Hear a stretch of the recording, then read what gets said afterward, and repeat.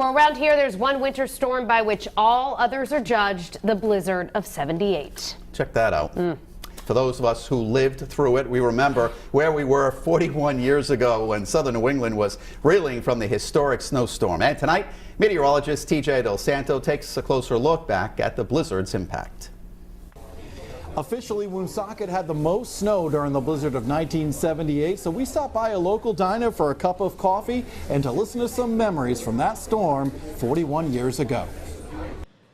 Order up at Patriots Diner in Woonsocket. Breakfast is served all day here, just like snow was 41 years ago. Literally all day and night, and for another whole day.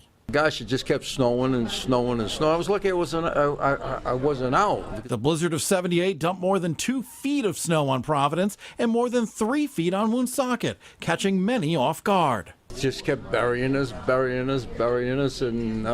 it was something. Frederick Pesatoro of Cumberland remembers the storm well. He was one of the few who had four-wheel drive at the time. Four-wheel drive, you needed a backhoe, you needed a bulldozer to get out of there. The worst ever. The worst ever. Janine Bancine lived in Central Falls and had just left work while the snow was coming down at a rate of 3 to 4 inches per hour. It got so heavy that just in that short time, I could not move my car. Nearly 2,000 cars were stranded on highways in the Providence area. 99 people died during the storm. That was, I think, the worst storm ever. Joyce Moran was a single mother of 4 in Riverside at the time. She doesn't want to ever see another storm like that again. We all got together and helped each other. Like we walked down, knock on the door, are you okay?